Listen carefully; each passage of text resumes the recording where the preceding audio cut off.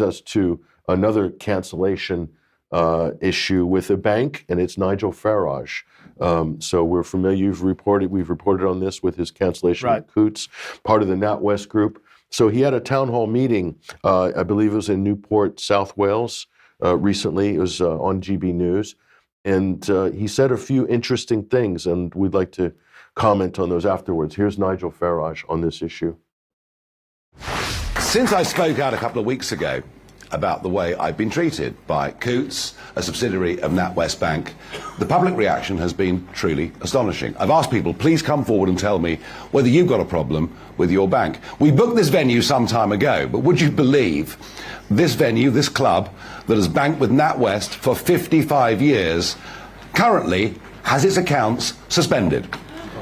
You see, what I've learned is this is not just about me, far, far from it. And it's not just about other political figures. It's about thousands of people all over this country, summarily having their bank accounts, both personal and business, closed. And that's why I decided to go public. I have to say, shortly after this, a letter was published. It was sent to me on email and then published more widely. And it comes from Dame Alison Rose, the Group Chief Executive Officer of the NatWest Group. Remember, this bank that has 19 million customers.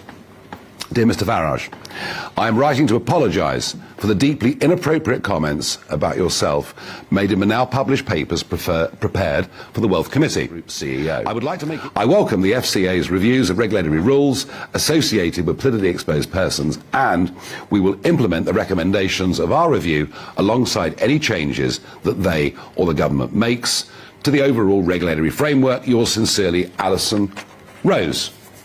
And what I've actually been told, quietly, privately, is that you were forced into doing this by the Treasury. But at least you've done it, I suppose. And let's remember, Dame Alison, you call it the Wealth Committee. Its real name is the Reputational Risk and Wealth Committee, and it was set up following your diversity review. So a number of interesting points there, but he's introduced this term, what is it?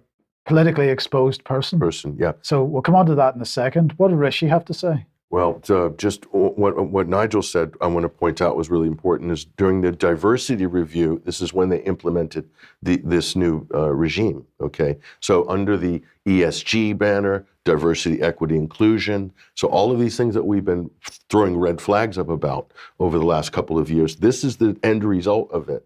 This is boots on the ground right now. So it's actually happened. Now you can see what we were warning about for so long. So I'm going to compliment the Prime Minister, Rishi Sunak, for tweeting this. He said regarding Farage's cancellation with Coutts and NatWest, he said, this is wrong. No one should be barred from using basic services for their political views. Free speech is the cornerstone of our democracy. Now, you're being very polite there, and you're saying something quite positive, but I'm trying. Look at the words. No one should be barred. That's political speech. He can say that. He can say that while still having the policy that Nigel Farage and others should be barred.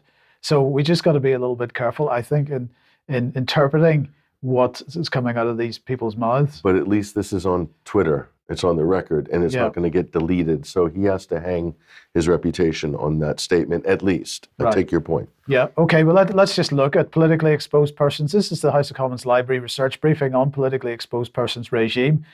So let's just briefly have a look at what they say. The politically exposed persons are individuals around the world with prominent public functions.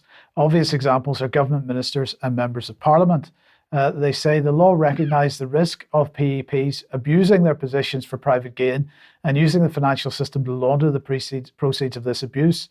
PEPs, as well as their families and close associates, must therefore go through enhanced security when using the services of certain firms that act as gatekeepers to the financial system, such as banks. And they say the Financial Action Task Force is an international body that sets and monitors anti-money laundering and counter-terrorist financing standards. Its recommendations, including on PEPs, have been adopted at EU level through directives, which have been implemented in the UK by secondary legislation. Alex, what confuses me here is that Nigel Farage has clearly been labelled a politically exposed person, but by that definition, he shouldn't have been, because he's not a government minister. He's not an officer of the state of any kind. He's a commentator at this stage. He's not even a politician. So how has this happened? That maybe you don't know the answer to this, but clearly the definition is being expanded massively. It's definition creep, Mike. It's a variant of mission creep. The EU started chattering about PEPs in the first few months of it being a buzzword in Brussels. One was given to understand that it was Russian tycoons in Malta and Cyprus under EU purview, basically, who would be held in check because they might get their mistresses or their sons to hold their bribery wealth.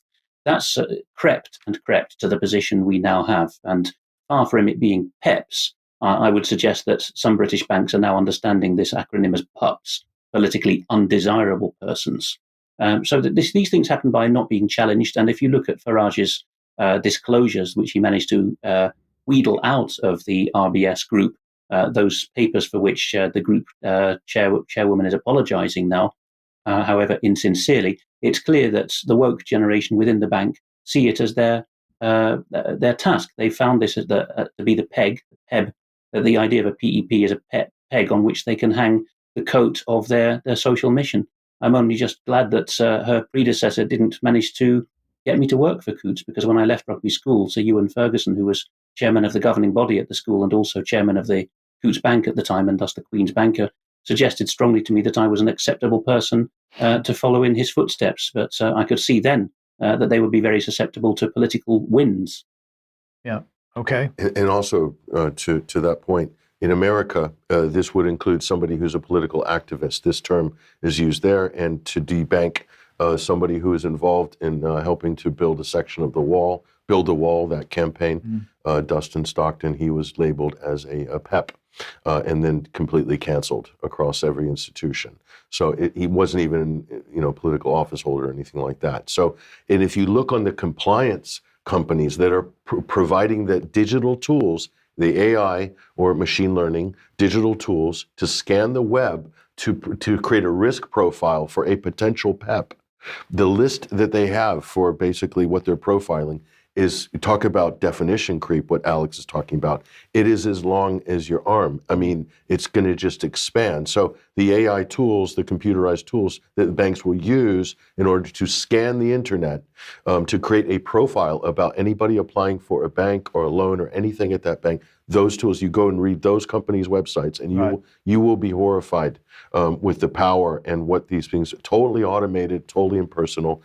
And probably that's judge, jury, and executioner right there within the black box. And if we imagine how bad it is now, imagine how it's going to be under a CBDC regime.